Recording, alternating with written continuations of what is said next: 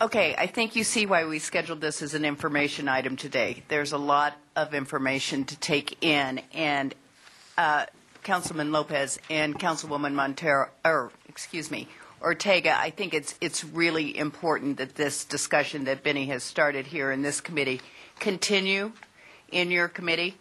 And I don't expect it to be just a one-meeting discussion, whatever happens to this ordinance, because whatever shape the ordinance moves forward in, these issues will remain at some point. And Madam Chair, if I could ask our council staff, if we can put that question on or ask our Denver Sheriff's Department, police, and to make sure that they're prepared to answer those kind of questions. I would hope that you will work with council staff in terms of Crime Control Prevention Commission, the Sheriff's Office, Denver Police.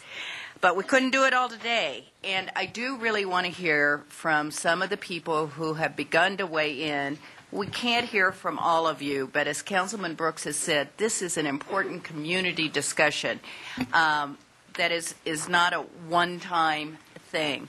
The people who are going to come to the table are John Parvinsky, and I'll tell you what, let me start with John. There happens to be a seat right next to me. So I would invite you to come up, John, and sit at the table with us. We have to limit it to 2 minutes. We had tried to schedule 20 minutes for their statements and our questions of them. How many council people can stay a little longer, because we have another agenda item? We'll do our best. But Gretchen, are you able to time John or Deborah for the 2 minutes? And I'm sorry to have to put this time constraint on you, but I know we'll hear from you more. Well, thank you. John Parvinsky, the president of the Colorado Coalition for the Homeless and a resident of District 9, currently still District 9. I have a statement that I'll pass out and some additional material since I can't cover it all in 2 minutes. One is I just want to reinforce that we're not here to promote that anyone should be able to sleep anywhere that they want in Denver. But rather that we believe that no person should have to sleep on the streets of Denver. No one should have to be forced between being arrested because they have no place else to go. And we're concerned that this ordinance will essentially create that dynamic where essentially the lack of available shelter will lead to the criminalization of being homeless. It will be a status crime in Denver, because as Benny has indicated, there is not enough shelter spaces to meet the needs of those who are currently homeless in Denver today.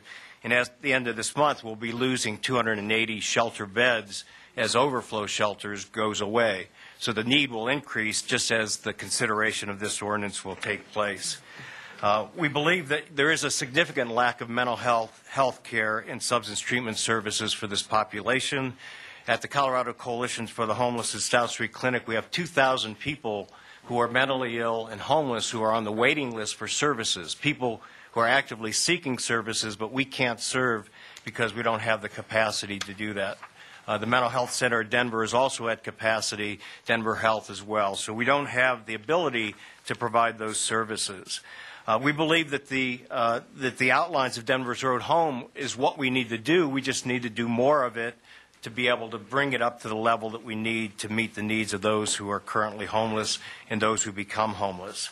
I think lost in this discussion is the fact that we know what works, and over the past 7 years we've been able to move literally tens of thousands of people off of the streets into housing, keep them housing through the Housing First program, 95% housing success retention rate, but we have not been able to make that work. So we would urge you to amend the ordinance to clearly articulate that no one who does not have adequate shelter alternative would be cited or arrested under the ordinance, and we have some proposed language. We would also advocate... I'm sorry, I have to stop you now. Our staff thought I said 10 minutes each. So you are at 2. Thank you for providing so much information here. Council members, I think it's great that we already have a proposal on the language, which we probably can't thoroughly discuss at this meeting. I can entertain a few questions. If anyone does not have a copy of that language, please let me know. I think I've handed it to most of you, but I have provided it to our colleagues. And John, is it on our handout? No, I have provided amendment language. Okay. All righty. Are there direct questions for John? I am so sorry about how little time we have today as we start to get this. Okay, then I'd like to invite Tammy Dorr from the Downtown Denver Partnership.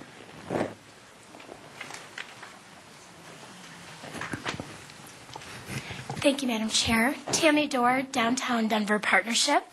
I know that there is a lot in the paper about the negative impacts that we're experiencing due to camping in the center city. I can tell you that it's extreme. The cost involved, the impact on the overall environment are extensive. Individuals sleeping indoors, the respective cleanup that comes when anyone is camping in an outdoor environment. I can also tell you that it is seriously impacting business and the perception of our community when we have mass camping in our center city. With that said, there's no question that everyone in this room wants long-term solutions to homelessness. The partnership helped found Denver's Road Home and create this strategy. Every year we have raised millions of dollars each year to help fund many of the contracts that are provided by groups in this room. In addition, of the 18 outreach workers referenced earlier, 3 of them are directly funded through the partnership and the Downtown Denver Business Improvement District. We are the one place where we actually straddle the fence on the social service issues and the impacts on our environment, safety, and overall economic impact. With that said, we've worked on policy, we've worked to raise money, and the reality is at this point in time, we need a serious solution. We talk about criminalizing homelessness, but the fact is that the sit and lie ordinance, per the Denver Police Department, we do not have one single citation on file in the court through that duration that it's been in place. But we have been able to assist thousands of people by moving them into services through the outreach workers provided when that ordinance was implemented. And you are at your time. So obviously I support the this. Thank you. Very good job. Good. Questions for Tammy? We can also come back to this at the end of the meeting. And now I'm going to invite Randall Loeb to the table. Randall is speaking on behalf of Occupy Denver. Thank you very much. It is an honor to be here with you. I sincerely mean that. And speaking on behalf of Occupy Denver, I feel that because of the economic crisis that we have faced, we have been challenged to a great extent to reform our communities to make sure that everybody's protected. And in that light, I must say that a number of my friends around this room have been homeless, are directly related to being homeless, and that experience alone makes us the persons to go to evaluate and decide how it is that we take care of one another, how compassionate we are. In the National Coalition for the Homeless, National Association, there is a decision that's made based on ordinances, and we have 10 already, sir, about whether or not we are the cruelest city or the most compassionate. And I believe that if we pass this, that we will be among those that are cited nationally, and we lose a lot of ground that way. I'm all for protecting the businesses. As a homeless person, I certainly have a great deal of understanding about what it means to be in harm's way. And as Councilperson Lopez said, with a mental health problem that is chronic, and there is no light from it, that we need as much compassion as possible, because that's the only way we're going to change this. We're going to have to embrace each other and rise together. Thank you, Randall. Pretty close to time. And then I would like to invite Lindy Eichbaum-Lent on behalf of the Civic Center Conservancy to the table. Thank you. The Civic Center Conservancy is a nonprofit through which local citizens and organizations have committed time and resources to revitalize Denver's historic Civic Center Park as a safe, clean, and inviting place for all. We strongly support this ordinance as a means to preserve public property and ensure the public right-of-way is available to all. Quite simply, urban parks, sidewalks, and plazas are not built for habitation. Unauthorized camping in the public realm impacts accessibility, public safety, sanitation, environmental health, and infrastructure, diverting limited resources from pressing community needs. What headlines have we seen recently about the Civic Center encampment? A potential scabies outbreak that required a hazmat response, assaults, drug distribution. Public access for wheelchairs and strollers has been limited by the sprawling campsite along Broadway. The restoration of the park completed last year has been damaged by habitation of the Broadway terrace and sidewalk. Additional taxpayer funds will now be consumed redoing that work. Many of the same individuals and organizations that have supported Civic Center's revitalization are also those that have contributed toward the more than $50 million Denver's Road Home has raised to help move people off the streets and into lives of stable self-sufficiency. As the Denver Post editorialized, ensuring the public realm is available to all and supporting the homeless are not mutually exclusive goals. But we as a community cannot tolerate property damage, sanitation crises, loss of public assets, or accepting parks and sidewalks as overflow shelters. As we've seen in Civic Center, park curfews alone do not prevent camping because sidewalks are not addressed.